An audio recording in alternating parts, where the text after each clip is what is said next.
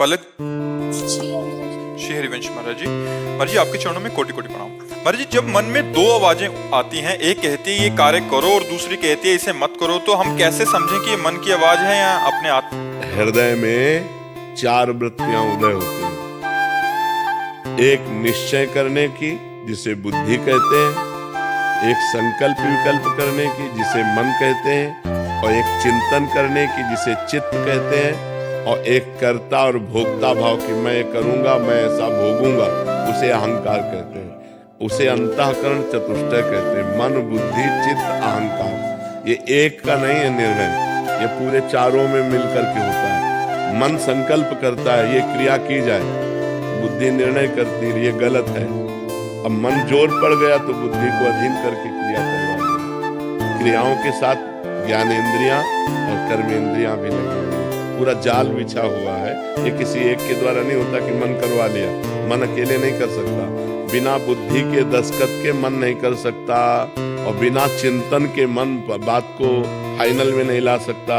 ऐसे से ऐसा किया जाए, ऐसे से ऐसा किया है। चित्त ने चिंतन किया, मन ने संकल्प किया, बुद्धि ने निश्चय किया, अहंकार ने कर्ता भाव से स्वीकार किया, तब क्रिया होती है। अब बुद्धि अकेले निर्णय नहीं कर सकती, बुद्धि में विवेक होना चाहिए, और विवेक सत्संग से प्राप्त होता है। बिन सत्संग विवेक न होई, और राम कृपा बिनु सुलभ न सोई।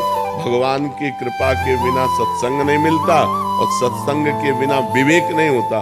बुद्धि तो सबके पास है, पर विवेक नहीं। होए विवेक मोह भ्रम भागा, जे ही विवेक होगा नहीं, बिल्कुल ब्रेक ऐसी लगेगी कि 1 इंच भी हमारी शरीर रूपी गाड़ी गलत मार्ग में नहीं जाएगी। तो हमें विवेक उत्पन्न करना है बुद्धि में। बुद्धि तो सबके है, बहुत तीव्र बुद्धि है। छोटे छोटे बच्चों में बड़ी तीव्र बुद्धि है, पर विवेक नहीं है। विवेक ना होने के कारण, सत असत का ज्ञान ना होने के कारण, वो असत क्रियाओं में ही बुद्धि बढ़ती चली जा रही है। तो नाम जप करो, सत्संग सुनो, शास्त्र स्वाध्याय करो, और जो गंदे आचरण जानते हैं कि ये गंदा आचरण है, उसका त्याग करो, तब तुम्हारी बुद्धि शुद्ध हो जाएगी।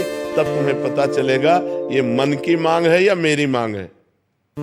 जो मन की मांग असत है उसे छोड़ दो, और जो अच्छी बात कह रहा है उसकी बात मान लो। मन सदैव गंदी बात ही नहीं कहता, मन कभी अच्छी बात भी कहता है। अच्छी बात कह रहा है तो उसकी बात मान लेते हैं, बुरी बात कहता है तो नहीं मान लेते हैं। इसकी क्षमता चाहिए।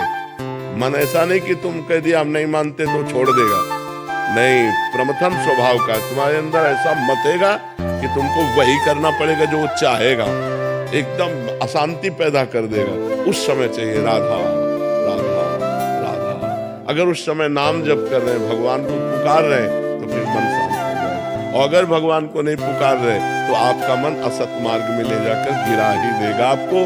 भले बाद में आप रो, पश्चाताप करो, पर वो गिरा देगा। इसलिए नाम जप, सत्संग, शास्त्र स्वाध्याय और पवित्र आचरण। आचरणहीन पुरुष विद्वान भी हो तो हमारे यहाँ माना नहीं गया, मान्यता नहीं। रावण बहुत विद्वान था, देखो ना, आज भी तांडव स्तोत्र उसका गाया जाता है। अद्वितीय है, जटाटवी गलत ज्वल प्रवाह पावित स्थले, ये अद्वितीय है उसका रचना।